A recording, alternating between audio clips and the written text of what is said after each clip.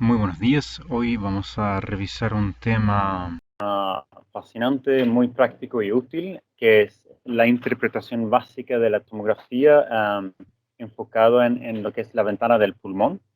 Si bien lo que es la tomografía computada convencional de tórax comprende la valoración de todas las estructuras del tórax, lo que estamos enfocándonos ahora en esta presentación es que se propone impartir es la interpretación básica de la ventana pulmonar digamos, cómo podemos desglosar las patologías a partir de la anatomía básica del lóbulo secundario.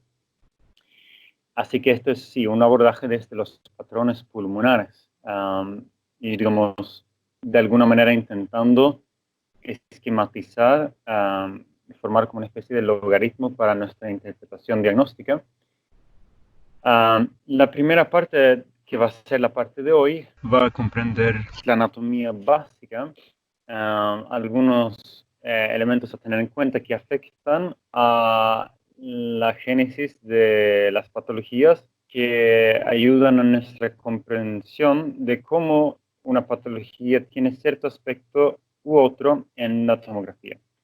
Vamos a también hablar sobre algunas pautas básicas de interpretación de la tomografía y finalmente hablar una mención sobre los patrones hiperdensos. El tiempo no da como para explayarse en profundidad sobre lo último, pero vamos a dar mención con ejemplos. Y la idea es, pues, digamos, si tenemos la oportunidad y la posibilidad de dar la parte 2 sería una continuación de esto con patrones hipodensos, algunos otros patrones tienen que ver con más la morfología y después diagnósticos diferenciales y el planteo que esto nos permite. Así que bueno, ahí eso a futuro, Dios quiere. Entonces, acá lo que es la anatomía básica, pensé interesante mencionar algunas cosas como para aflojar un poco lo que es el cerebro en este momento de la mañana. Una cancha de tenis tiene un poco más de 190 metros cuadrados.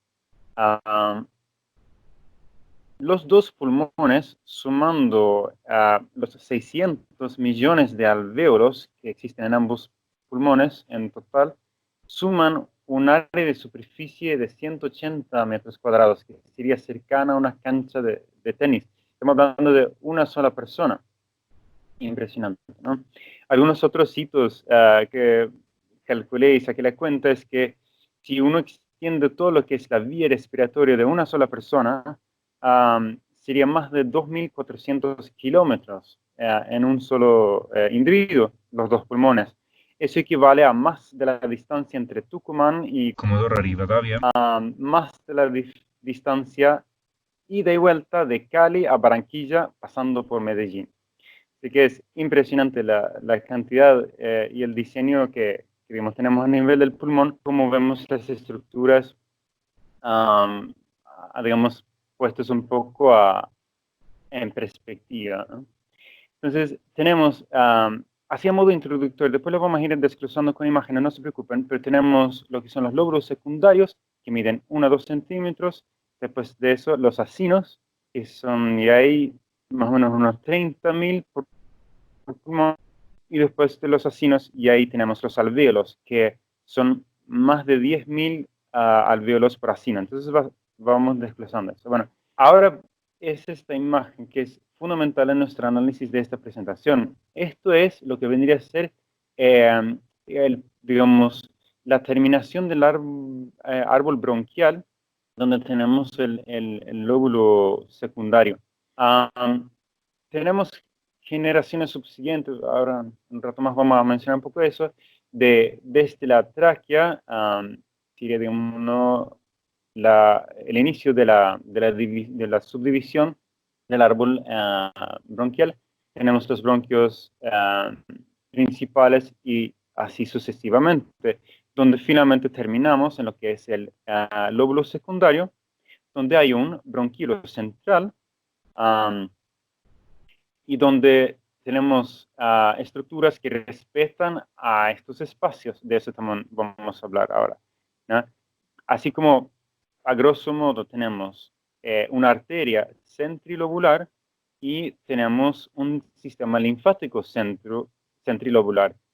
Pero también tenemos linfa que recorre por el intersticio interseptal y lo que es la vena pulmonar, que, digamos, tiene alto contenido de oxígeno porque, digamos, está extrayendo la sangre del asino del lóbulo secundario, que recorre por la periferia, es decir, por el centro llega la sangre desoxigenada, se oxigena y entonces drena por la periferia a través del sistema venoso pulmonar, rico en oxígeno, valga la redundancia. Entonces, a partir de esta misma imagen, después doy la bibliografía conjunta de las imágenes usadas en esta presentación.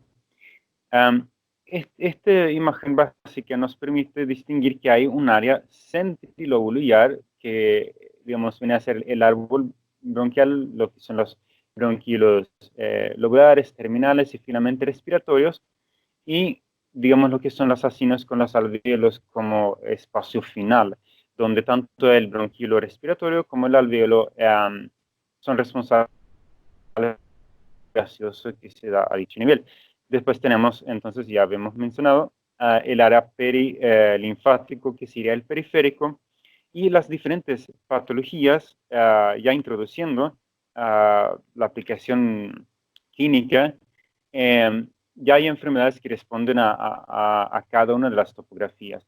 Las enfermedades que surgen a partir de la parte central del lóbulo secundario son normalmente debidos a una diseminación por vías aéreas, donde tenemos, por ejemplo, la neumonitis por hipersensibilidad o la bronquiolitis respiratoria. Enfermedades que responden a la diseminación por vía respiratoria son muchas. Después, lo que es el espacio perilinfático, pues ahí tenemos, sí, la sarcoidosis, la carcinomatosis y Carcinomatosis linfangítica. lo que es el edema pulmonar. Enfermedades que, digamos, empiezan por la periferia y pueden distribuirse hacia el centro, pero, digamos, en etapas evolutivas más tempranas tenemos una predilección por el espacio perilinfático.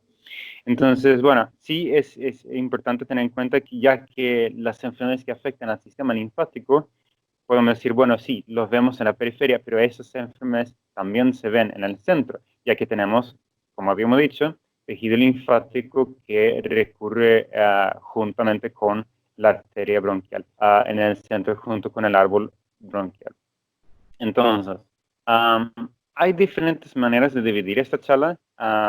Diferentes bibliografías lo hacen más o menos similar, pero bueno, acá un poco de repaso de lo que ya hemos hablado, de que esto sería el lóbulo secundario, donde tenemos acá, este esquema me gusta por los colores, por lo siguiente.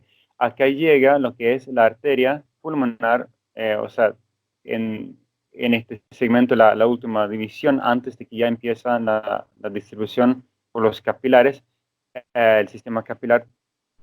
Lo que sucede es que esto es, como habíamos dicho, sangre sin oxígeno, o sea, con bajo contenido de oxígeno, que viene para oxigenarse en el espacio de intercambio gaseoso y finalmente regresa por la periferia por las venas pulmonares, que acá se marcan en rojo, porque esto es, bueno, o sea, esto sería el sistema de circulación pulmonar no sistémica, ¿no? Que, bueno, aparte ya vamos a hablar después del sistema de irrigación pulmonar sistémica, ¿no?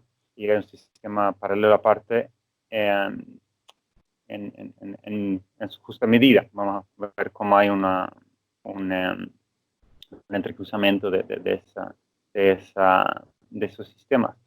Bueno, entonces, acá también, esto sería otra mención de lo mismo, pero acá enfatizando lo que es el círculo sólido azul, lo que muestra el área centrilobular, donde tenemos la imagen a la izquierda, En azul es el área centrolobular y lo que vendría a ser marcado acá por amarillo es el área perilinfático, ¿no? Donde vemos claramente que el Sistema. linfático tanto se distribuye por el Centro. como por la periferia, acá marcado en color amarillo. Acá vena pulmonar y acá arteria que va hacia el centro. Acá lo que es las generaciones que se van subdividiendo desde la tráquea, que sería generación 0, que tiene un diámetro aproximado de 25 milímetros, tenemos división entre bronquios principales, lobares, segmentales, subsegmentales, los bronquios, los bronquios terminales y después los bronquiolos. Aquí hay una división importante a nivel de, digamos, entre los bronquios terminales y los bronquiolos. ¿Qué sucede? Cuando, según lo que decía la clasificación, los bronquios terminales terminan en bronquiolos, digamos, lo que son las vías aéreas grandes y las vías aéreas pequeñas, donde hay divisiones arbitrarias que lo dividen a 2 milímetros, 2 a 3 milímetros, y hay otros que lo dividen a este nivel.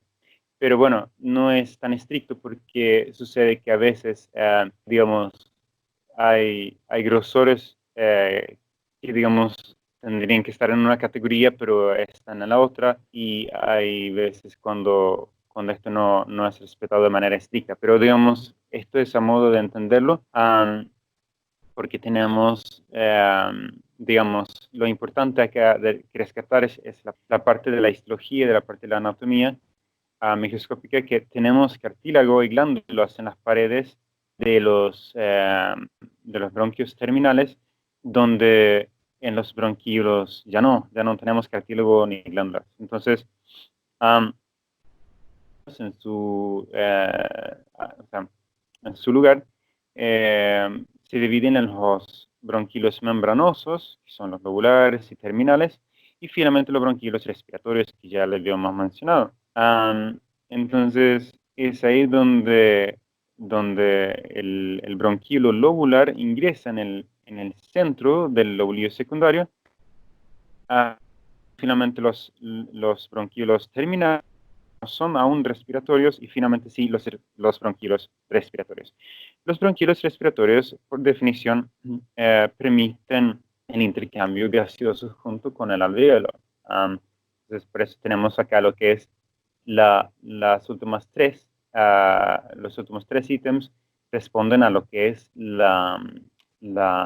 este, la parte que permite intercambio gaseoso a nivel de bronquiolos respiratorios y alvéolos, ¿no? Entonces acá tenemos una mención breve sobre lo que es el sistema linfático. Ya habíamos mencionado que hay, digamos, un sistema linfático que recorre por el centro y otro que recorre por la periferia. Es importante mencionar que digamos, además de esto, o sea, el sistema periférico también conecta lo que es el espacio subpleural. Entonces es un sistema conectado por ese lado también. Bien, esto vamos a hablar ahora al rato, pero lo que quiero es hacer una mención sobre este esquema, donde nosotros tenemos dos estructuras que son importantes. Una son los poros de Kohn y otros son los canales de Lambert. Los poros de Kohn son comunicaciones entre alvéolos adyacentes de diferentes sacos respiratorios, donde eso después nos va a permitir entender ciertos patrones, donde los canales de Lambert son la comunicación entre bronquiolos distales y alvéolos adyacentes, ¿no? Tener eso en cuenta, lo vamos a repasar después igual. Entonces, ahora sí, lo que es la parte vascular.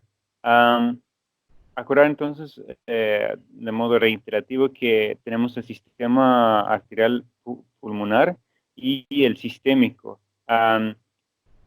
Hacer mención que el índice entre lo que es el árbol bronquial y las ramas entre ellos son de 1 a 2, o sea, a ver, lo voy a decir de otra manera.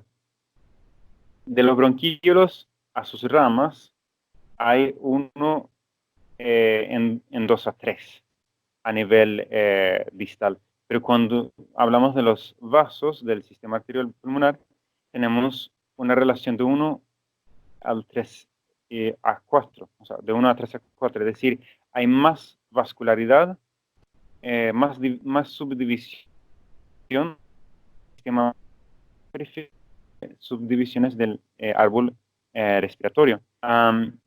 Los vasos que siguen al bronquio,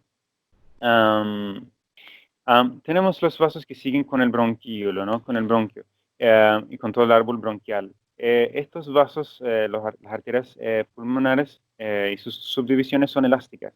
Tienen una lámina elástica que permite, digamos, la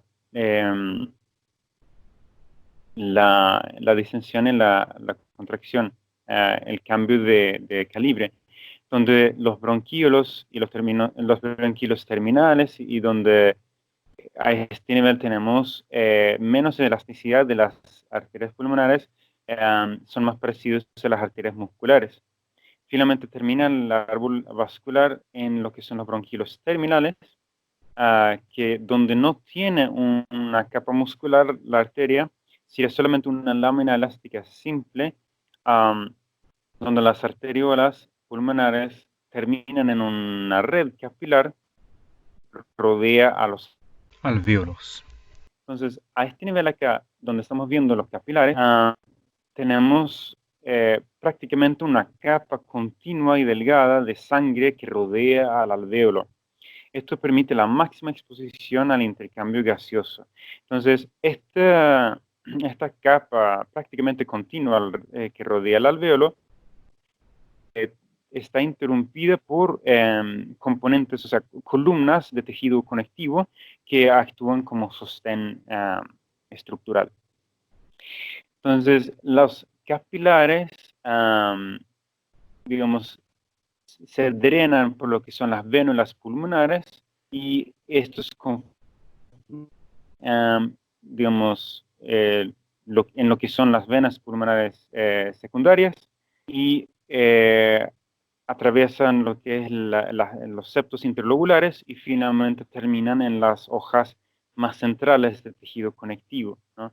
Y esto es lo que junta la sangre oxigenada. Vi útil hacer este esquema que quiero retirar que, bueno, si bien la primera imagen arriba tiene algo más de relación anatómica, la segunda ya no. Entonces, no nos guiemos por esto como si fuera un esquema anatómico, es más bien un esquema funcional, como para entender un poco cómo funciona esto, porque hay un entrecruzamiento de sangre en ambos sistemas. Entonces, tenemos lo que es la salida de sangre sin oxígeno por la arteria pulmonar, sale del ventrículo derecho, comprende lo que es un sistema paralelo. No es circulación, sistema que hace una circulación pulmonar. Entonces, esta circulación pulmonar lo que hace es acercar finalmente al espacio respiratorio la sangre desoxigenada junto a oxígeno y luego vuelve por las venas pulmonares, que acá, bueno, son 4. Reitero, este esquema no es anatómico, ¿no? Vuelve acá donde la aurícula izquierda y bueno, ahí pasa la circulación sistémica. Hasta ahí todo bien.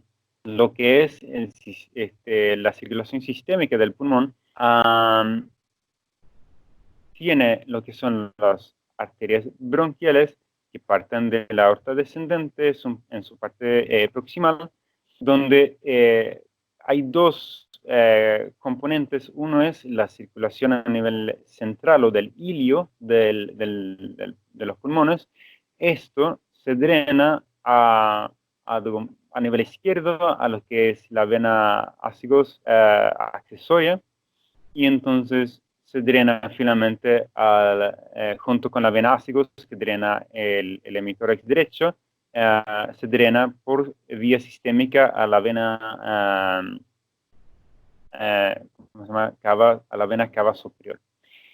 Entonces, hay una parte, gran parte, que es la parte periférica de la circulación sistémica, que drena también junto con la sangre oxigenada en las venas pulmonares. Entonces, es útil tener eso en cuenta y creo que está más claro así que solo describirlo.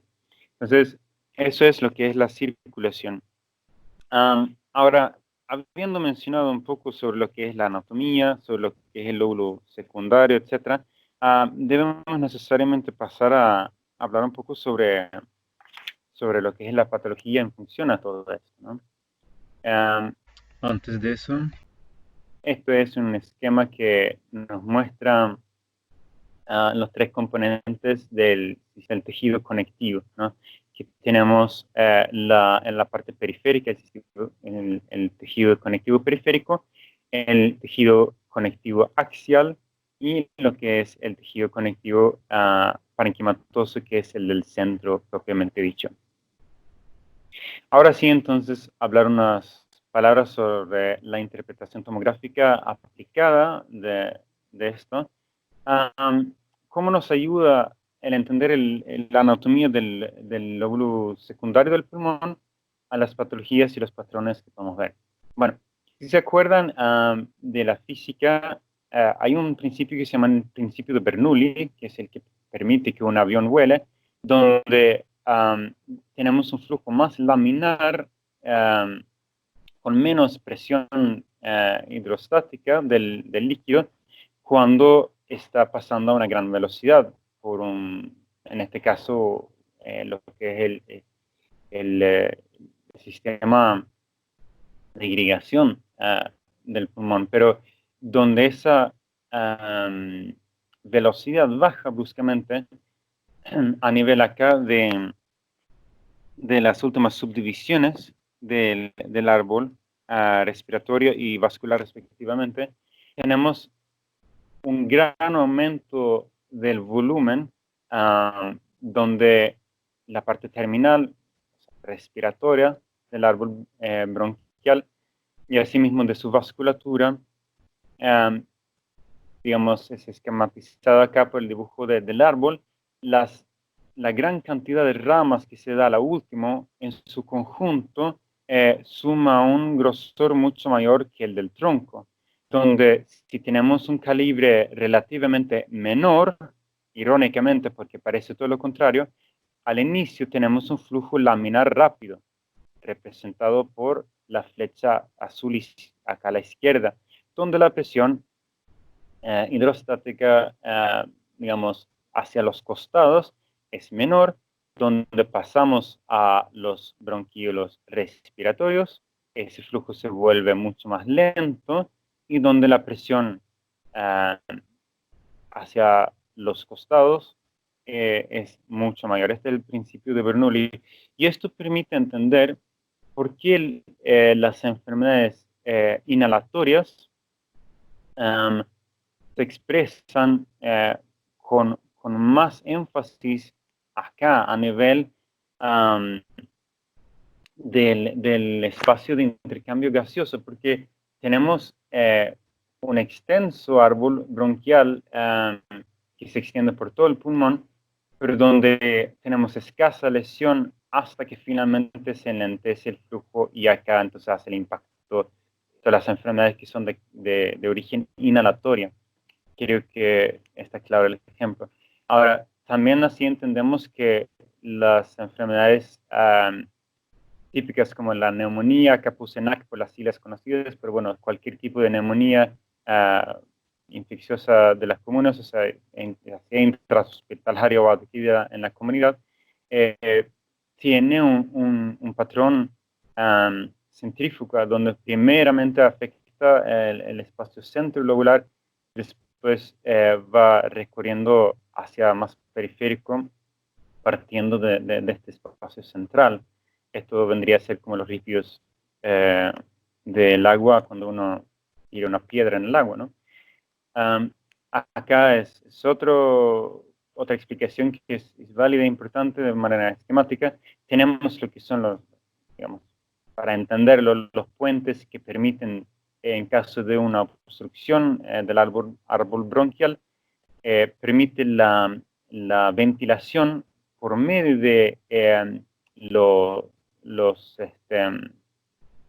los canales y conductos de Coney-Lambert, que acá tenemos un recordatorio que entre alvéolos adyacentes tenemos los poros de Kohn y lo que son los canales de Lambert comunican bronquiolos distales entre sus alvéolos adyacentes. O sea, también hay otros que son los de Martin, todo, etcétera, pero lo importante acá es que este flujo paralelo permite que esto no sufra atelectasia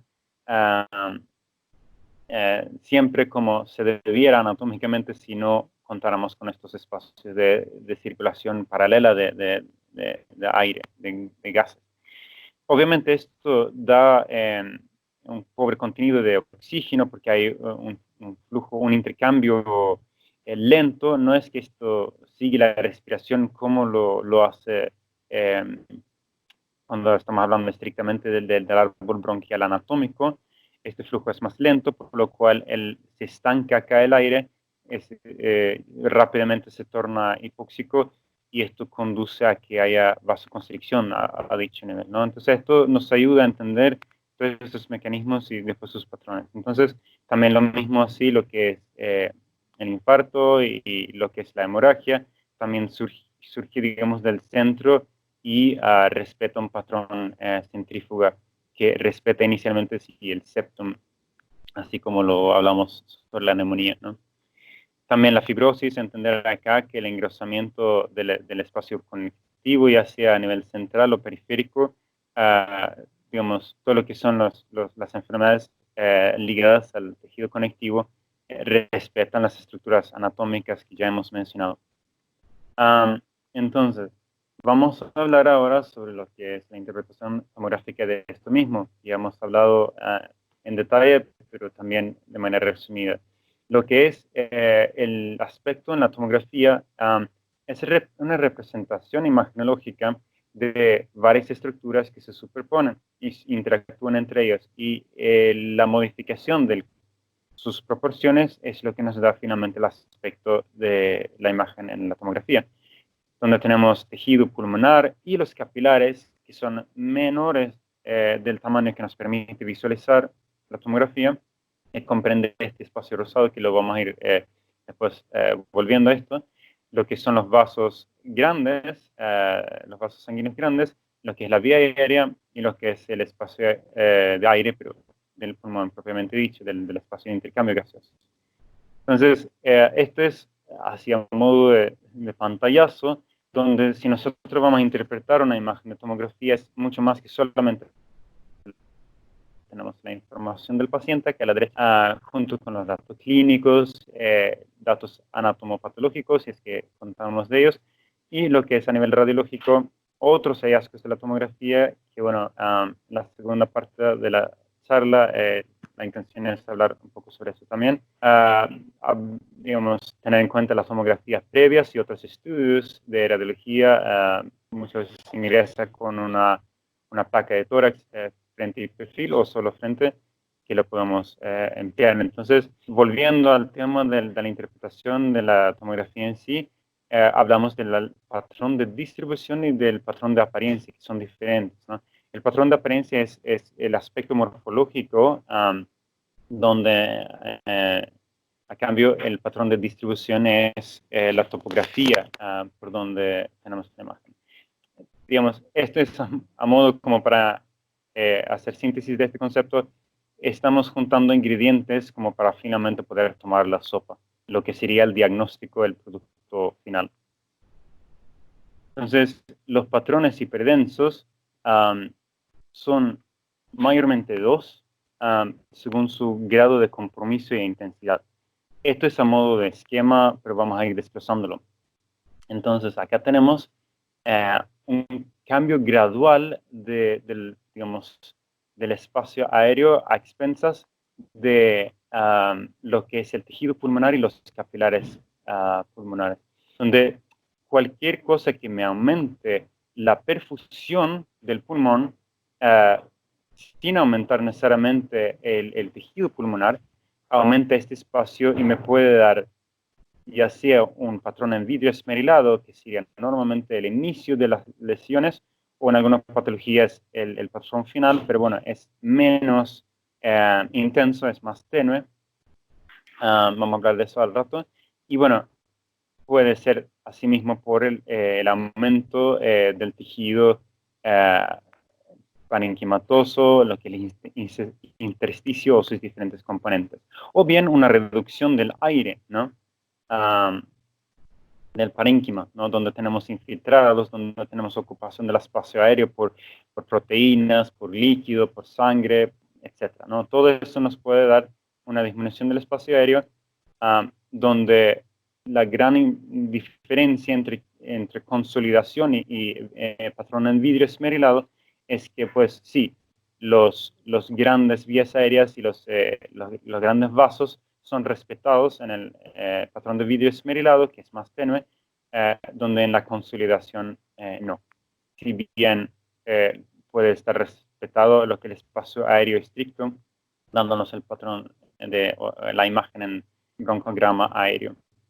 Entonces, acá habíamos mencionado algo, pero vamos a hacer un repaso, que el patrón, por sus siglas en inglés, ground glass opacity o patrón en vidrio esmerilado, lo que sí es un patrón brumoso, que puede ser nodular, difuso, digamos, puede tener múltiples focos o un único foco, márgenes regulares o no.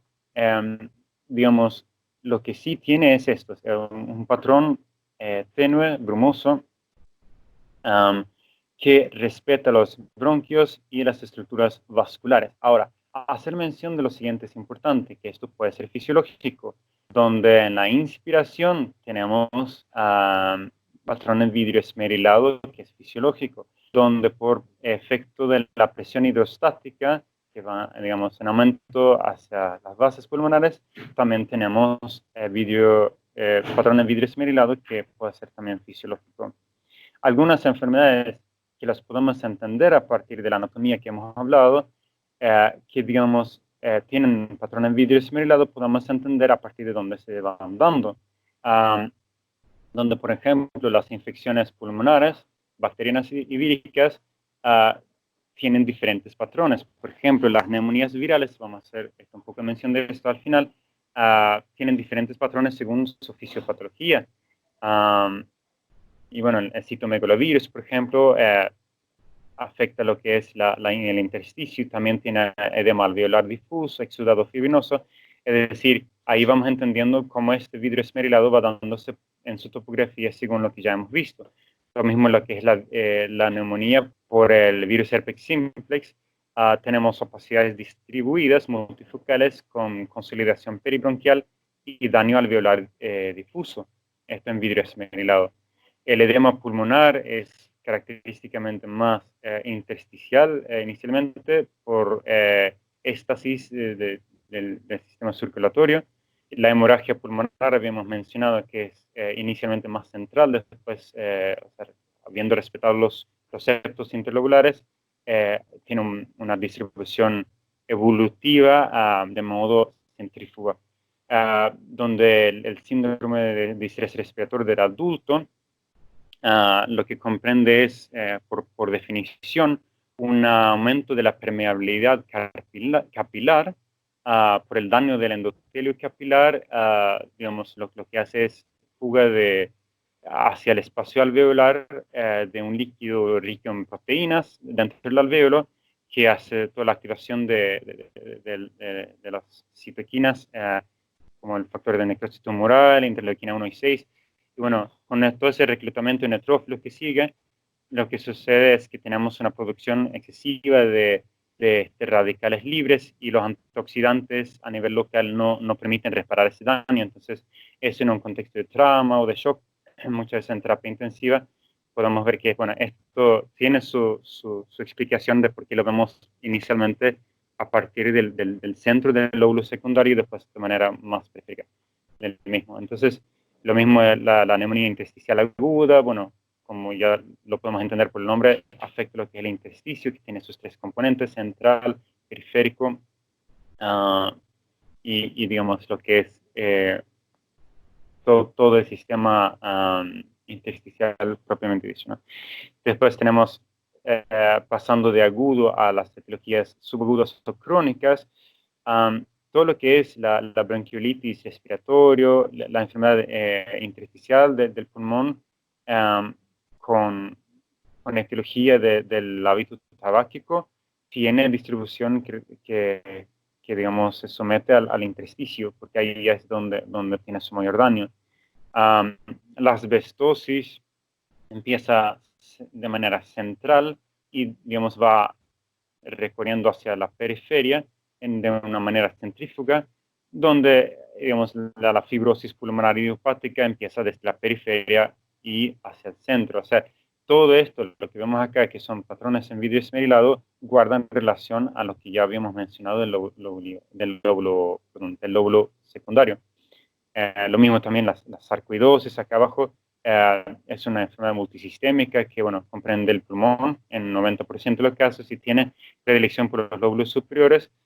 Si bien no estamos hablando mucho ahora de topografía, pero bueno, tenemos, digamos, lo que son los granulomas, granulomas de la sarcoidosis, son de características no necrotizantes, pero digamos son acúmulos de células, macrófagos, células epitelioides, etcétera, que se producen, digamos, a nivel de las conglomeraciones broncovasculares. Entonces también otra vez es una distribución más central.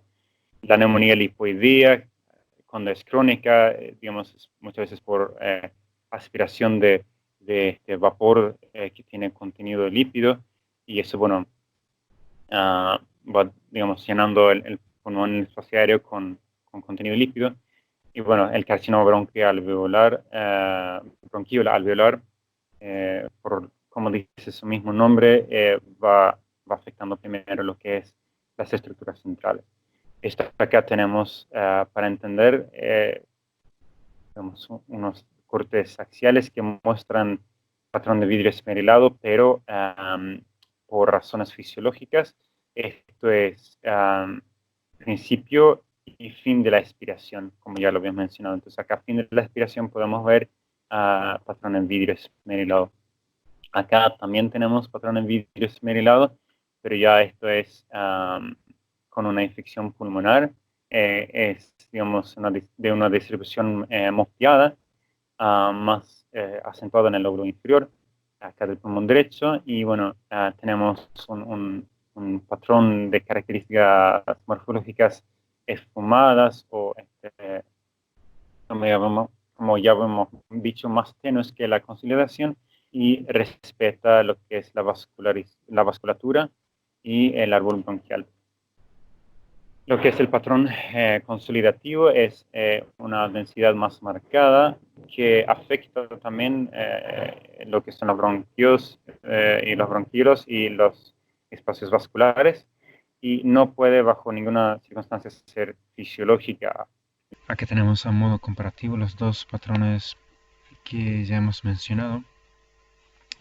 Abajo el patrón en vidrio esmerilado, que tiene aspecto brumoso, una hiperdensidad tenue, que no afecta, es decir, respeta a los bronquios y a los grandes vasos, que puede ser fisiológico, ya lo mencionamos, y que en muchos casos puede evolutivamente hablando avanzar a un patrón más consolidativo, donde la hiperdensidad es más marcada, no puede bajo ninguna circunstancia ser fisiológica y no respeta ni grandes vasos ni bronquios, aunque como habíamos mencionado, el patrón consolidativo puede generar la imagen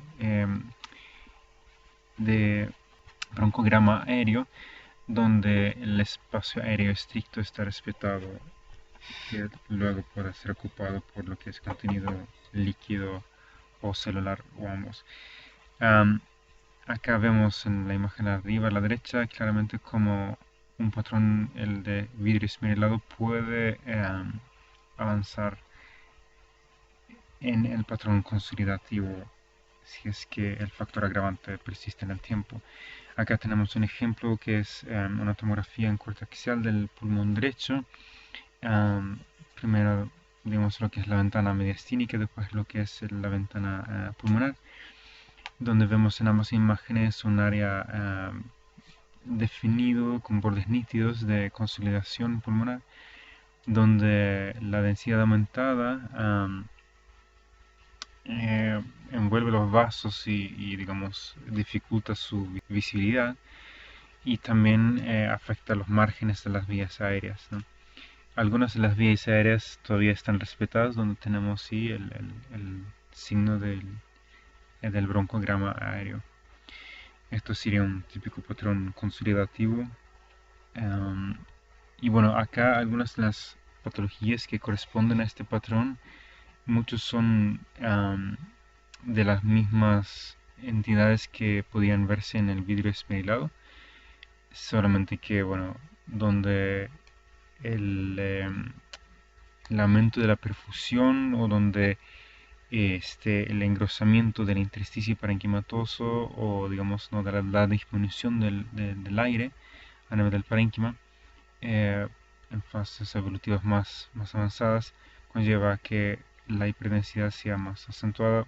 Esto es sencillamente porque, bueno, hay más disproporción entre estos componentes fisiológicos. Y bueno, lo que son las entidades agudas que conllevan un patrón consolidativo también lo son las infecciones pulmonares, como ya sea bacterianas o fúngicas o virales.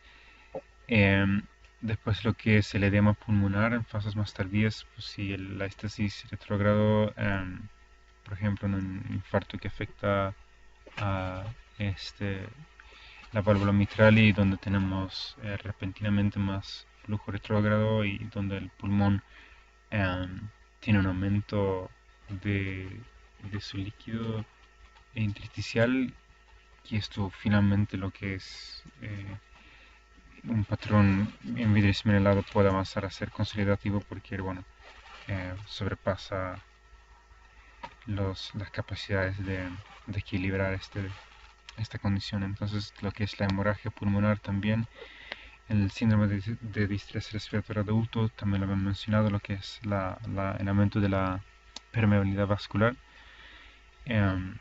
lo que es el carcinoma broncoalveolar, la neumonía lipoidea y la sarcoidosis, son todas enfermedades que ya hemos mencionado en algún grado, y donde estos evolutivamente muchos terminan con un patrón consolidativo.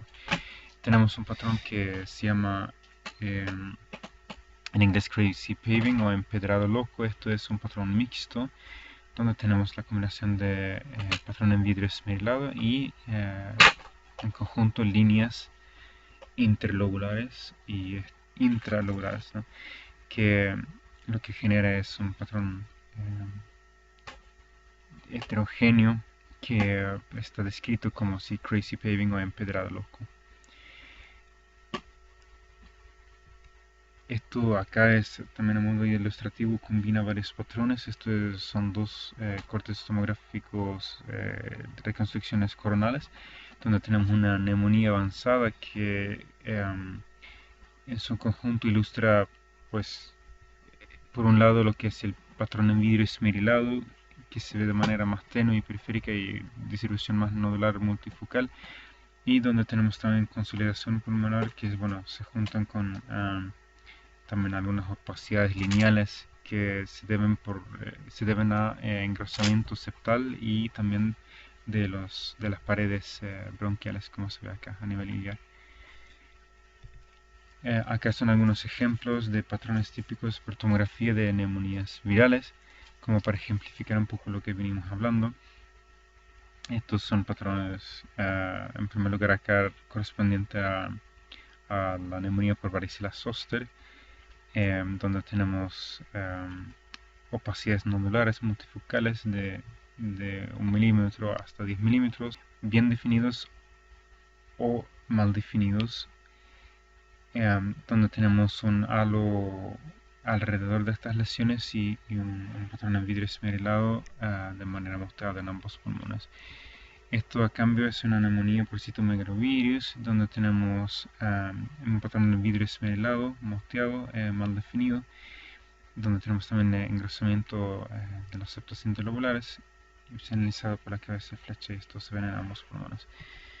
Entonces, la neumonía por el metanemovirus humano, que es similar en su patrón al parainfluenza humano, por ser de la misma familia, esto muestra nódulos mal definidos, múltiples. También muestra acá lo que es patrón en vidrio esmerilado por la cabeza de flecha en esta región, junto con el árbol broncovascular en ambos pulmones.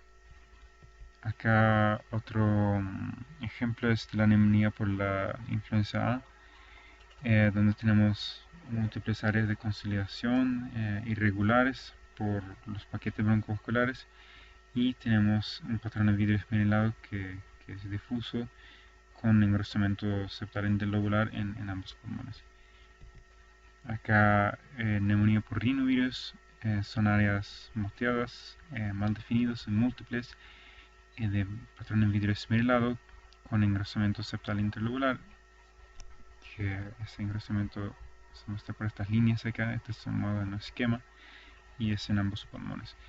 Entonces este era muy ilustrativo algunos patrones de neumonía vírica, como para repasar un poco lo que son diferentes patrones, y que justamente el concepto que quede claro es que los patrones se superponen y no tenemos nunca o casi nunca un patrón puro o estricto. Eso lo vamos a ver según lo que está pensado para la próxima clase. Si llegamos a tener la posibilidad de dar el segundo tema, sería dar patrones hipodensos y también algunos patrones morfológicos, como lo que es el patrón lineal y nodular, junto con después un abordaje del diagnóstico diferencial. Pero bueno, eso queda pendiente. Lo que es ahora es lo que quería mostrar con este esquema actual es que, a partir de la anatomía del lóbulo secundario, podemos entender, en conjunto con el esquema que está a la izquierda arriba, que muestra la proporción entre los diferentes tejidos y su apariencia en la tomografía, podemos entender no solamente los patrones, en este caso hiperdensos, sino también su distribución en función a la fisiología y la fisiopatogenia que rige para su desarrollo. Las diferentes enfermedades, según su modo de distribución, también tienen una apariencia diferente. Y esto es lo que se intentó ilustrar en esta presentación. La bibliografía consultada fue la que figura acá, y bueno, espero que les haya sido útil el repaso. Así que bueno, que sea de utilidad, y bueno, muchísimas gracias por su atención.